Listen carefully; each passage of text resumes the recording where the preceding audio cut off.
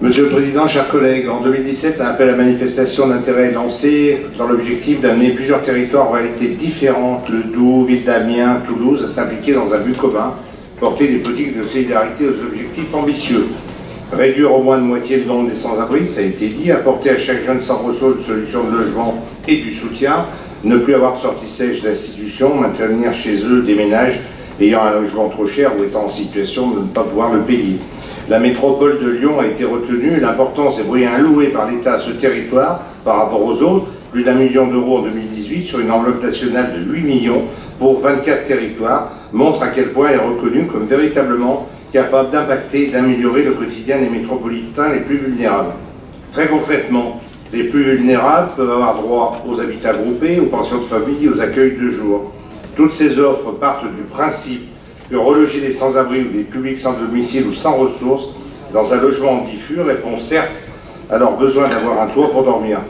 Cependant, cela ne répond pas à leur besoin de soutien ou de socialisation, et je rajouterai même des moyens à mettre pour les accompagner. Aussi, le plan logement d'abord en accéléré consiste à mettre en place de nouvelles formes d'accompagnement. Les habitats groupés sont ainsi destinés aux ménages privés de leur logement, qui redoutent la solitude du logement diffus.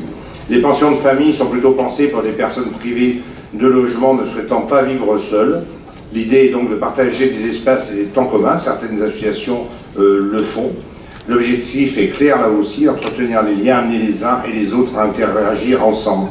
Enfin, les accueils de jour permettent d'accueillir tout individu défavorisé en quête d'un café, d'un déjeuner, d'accompagnement administratif ou autre. Ce sont surtout des hommes seuls, avec de longs parcours de rue qui viennent là, ainsi que quelques familles. Des points spécifiques d'accueil sont créés pour les femmes isolées et d'autres également pour les mères avec enfants à la rue. Cependant, il faut attirer l'attention sur c'est une alerte et une attention qui a été signalée par Valérie Giraud en tant qu'ancienne professionnelle dans le monde social.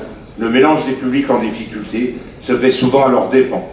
En effet, leurs vulnérabilités sont toujours spécifiques. Une femme avec enfant ne rencontre pas les mêmes problèmes qu'un jeune mineur à la rue, ou une femme ayant vécu et subi des violences intrafamiliales a aussi besoin d'un accompagnement spécifique.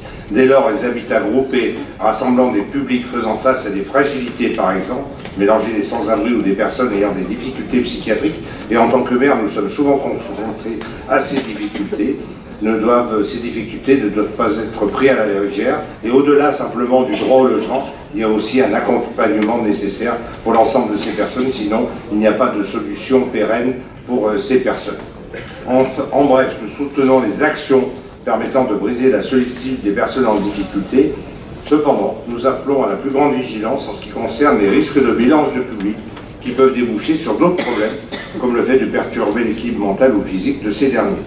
Au-delà de cette précaution qui doit aussi mobiliser d'importants moyens d'accompagnement, que nous tenions à souligner, notre intergroupe soutient ces délibérations, qui est une première réponse au mal logement constaté sur notre territoire. Je vous remercie de votre attention.